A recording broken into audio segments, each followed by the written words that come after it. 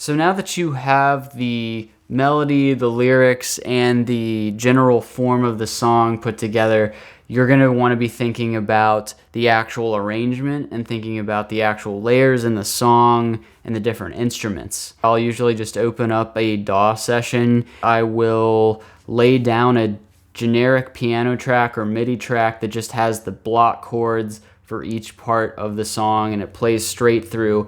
And then after getting those chords in and adhering to the form of the song, I will sing my vocal part over top of it for each part of the song. And you can copy and paste the choruses. This is a scratch track, so it doesn't matter. And with that scratch track, then you're able to go to the next step, which is arranging it and building out all of the instrumental parts. So you can use plugins called VSTs, or, depending on which DAW you're using, you might use a different type of plugin. But you can build out what the instrumental part of your song should sound like before recording anything. And I tend to like that idea. Whether you're recording in a studio or you're recording at home, it helps you really hone in on what the song is going to sound like, and it gives you that direction. This is the part where you can get very experimental with it and maybe deviate from what your reference track says you should do, or you can try to adhere very closely to the reference track and listen to the bass parts, listen to the melody parts, if there's any instruments that are playing a riff, vocal chops, whatever it might be. A serious note that I have for arrangement is to avoid mixing as much as possible in this stage. It's really, really tempting to. It's really tempting to say, oh, well, that doesn't sound quite right. I'm going to go ahead and just throw something on it.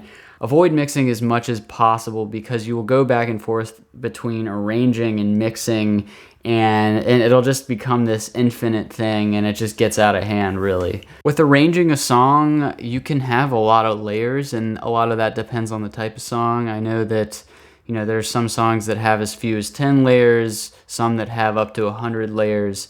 Kind of a random tip that I have for arranging is that you can get away with a lot of layers for percussion instruments, but you should be very careful with the layers that you're picking for melodic instruments and chord-based instruments. So if you have too many pads and too many strings, it can kind of sound rough, especially if it's not mixed well. The same for melody-based instruments. You don't want to have 5 different melodies going on underneath your vocal melody, right? So in terms of layers, when people say that layers make a song sound professional, I think specifically it's being tasteful about those layers.